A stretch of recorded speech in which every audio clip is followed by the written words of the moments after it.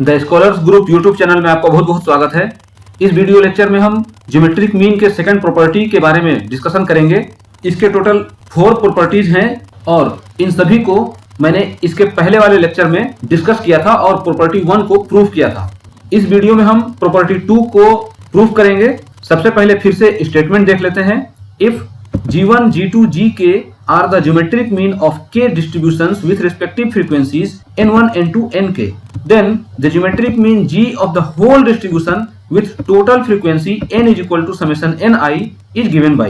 ये कुछ इस तरीके से डिफाइन होगा और इसे जब आप समेशन फॉर्म में लिखेंगे तो log G is equal to 1 upon n summation I going 1 to k ni log Gi कुछ ये हो जाता है और इस क्वांटिटी को हम इस लेक्चर में प्रूफ करेंगे। इसके प्रूफ के लिए हम क्या सपोज करते हैं कि let Fij denote the frequency of the Xij observation of the ith distribution so that n is equal to summation Fij। क्योंकि ये एक कंपोजिट सीरीज की बात हो रही है इस प्रॉपर्टी में, दैट्स वाई जो ऑब्जर्वेशन हम लेंगे वो ऑब्जर्वेशन 2-वे टेबल टाइप का होगा, जिसमें हमें ये मालूम है कि i की वैल्यू जो वेरी कर रही है वो 1 से k तक है, क्योंकि टोटल नंबर ऑफ ऑब्जर्वेशंस क्या है k। That's why here j is equal to 1 to ni।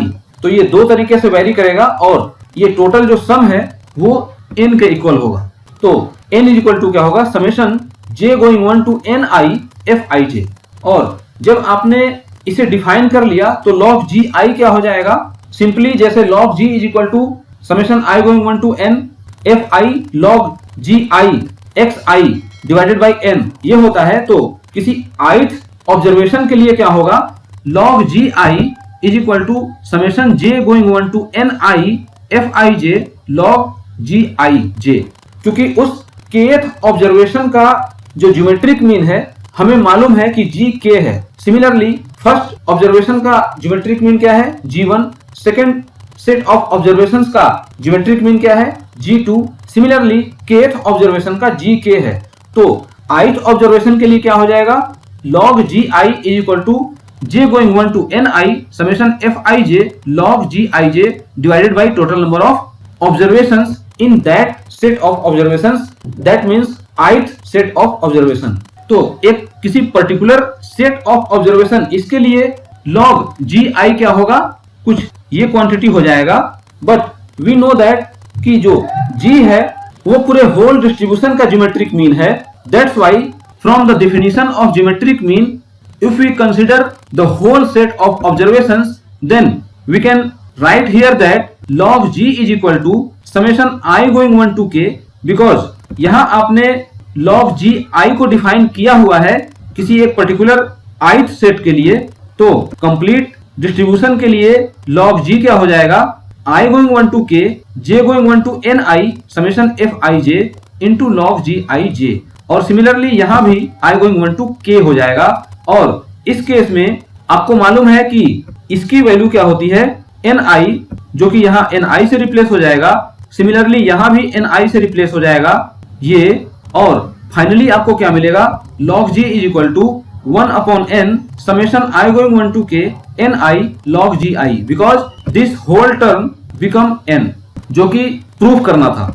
Statement भी यही है कि अगर ये एक ज्योमेट्रिक मीन है जिसका फ्रीक्वेंसी n1 है, G2 एक ज्योमेट्रिक मीन है जिसकी फ्रीक्वेंसी n2 है, सिमिलरली Gk एक ज्योमेट्रिक मीन है उसकी फ्रीक्वेंसी nk है, और ये अलग अलग सेट ऑफ ऑब्जर्वेशंस के लिए डिफाइंड है जहां पर टोटल नंबर ऑफ सेट्स क्या है, k। तो अगर G पूरे कंप्लीट सेट का ज्योमेट्रिक मीन अगर है तो उस केस में log G is equal to 1 upon n summation I going 1 to k ni log Gi ये होता है। और मैंने इस वीडियो में अभी प्रूफ किया। तो ये प्रॉपर्टी 2 का स्टेटमेंट और उसका प्रूफ इस वीडियो में कंप्लीट होता है। इसके आगे के वीडियो में मैं प्रॉपर्टी 3 उसका फिर से स्टेटमेंट डिफाइन करूंगा और उस प्रॉपर्टी को हम प्रूफ भी करेंगे। तो इसी तरह के स्टैंडर्ड लेवल के वीडियो मटेरियल को प्राप्त करने के लिए द स्कॉलर्स ग्रुप के साथ हमेशा बने रहें। चैनल पर नए हैं तो चैनल को सब्सक्राइब कर लें, लाइक और शेयर करते रहें, बेल आइकन को भी प्रेस कर दें ताकि मेरे नेक्स्ट एक्टिविटी की नोटिफिकेशन आपको सबसे पहले प्राप्त हो जाए। Thanks for watching.